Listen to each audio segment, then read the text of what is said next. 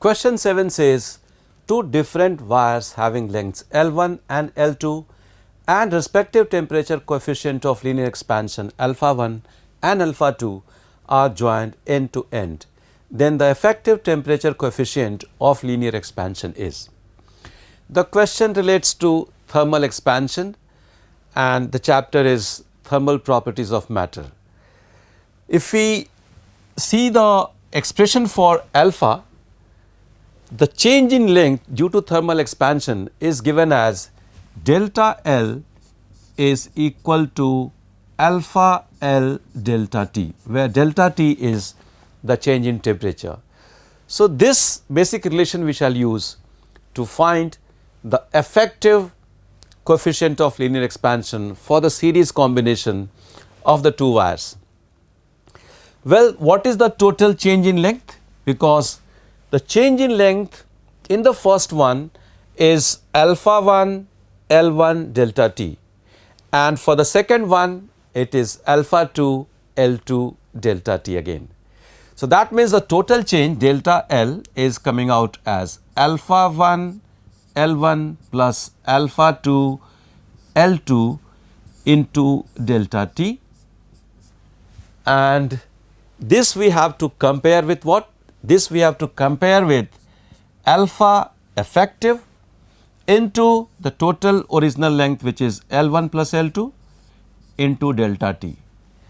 And now it is a simple expression for alpha or the effective coefficient of linear expansion alpha, that will be alpha 1 L1 plus alpha 2 L2 divided by L1 plus L2. And if we look at the options, well, option 4 is matching with our solution. So, this is the correct answer. Let us go to question number 8 now.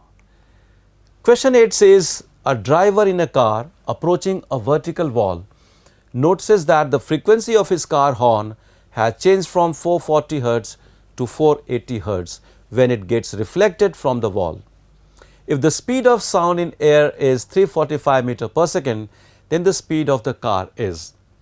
The question is from the Doppler effect, and what is happening here is that in the first instance the source itself is moving towards a stationary wall. So, in the first case we can take the wall as the listener, the observer, which is stationary, the source is moving.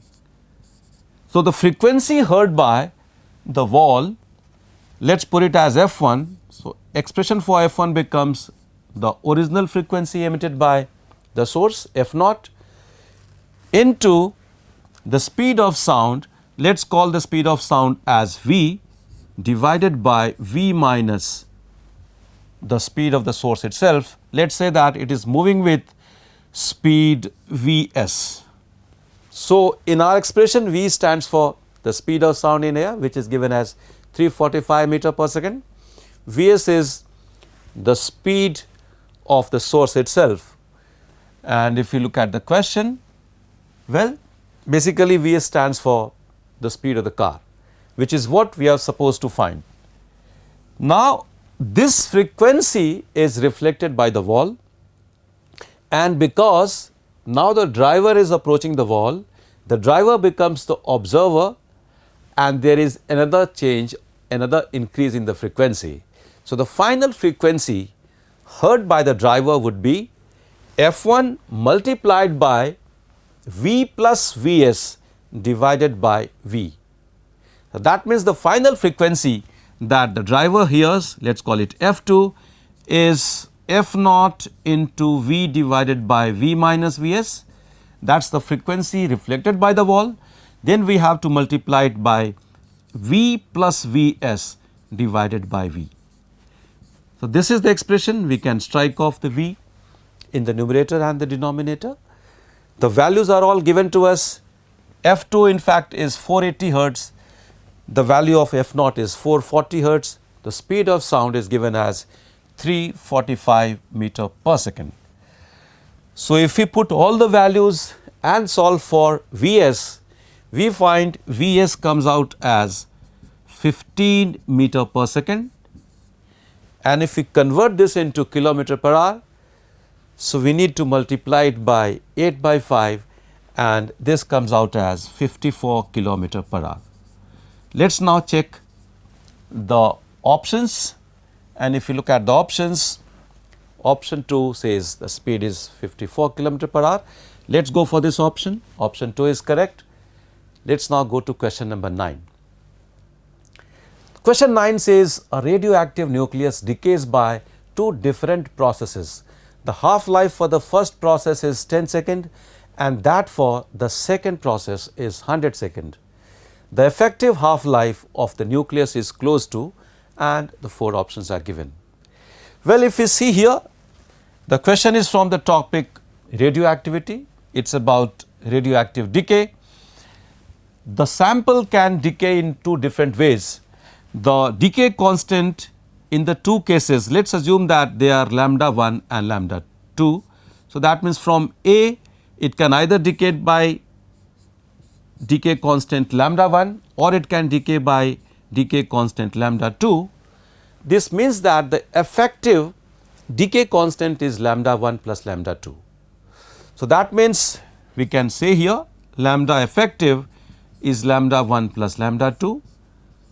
Now, we have to find the relation between the effective half-life for the two kinds of decays combined in terms of the half-life for the individual processes. Well, the relation is that half-life is ln 2 by lambda, and that means we have ln 2 divided by, let us say, the effective half-life, we are calling it T. T stands for the effective half-life. Lambda 1 is ln 2 by T1 and lambda 2 is ln 2 divided by T2. Solving this, the expression for the effective half-life is T1 T2 divided by T1 plus T2. Now, the values of T1 and T2 are given to us. One is 10 seconds, the other is 100 seconds. So, we have effective half-life as 10 into 100 divided by 10 plus 100 or 110. And of course, this is in seconds. So, this is very close to 9 seconds, and that means among the options we can select the second option. That means the effective half-life is 9 seconds. Let us now go to next question.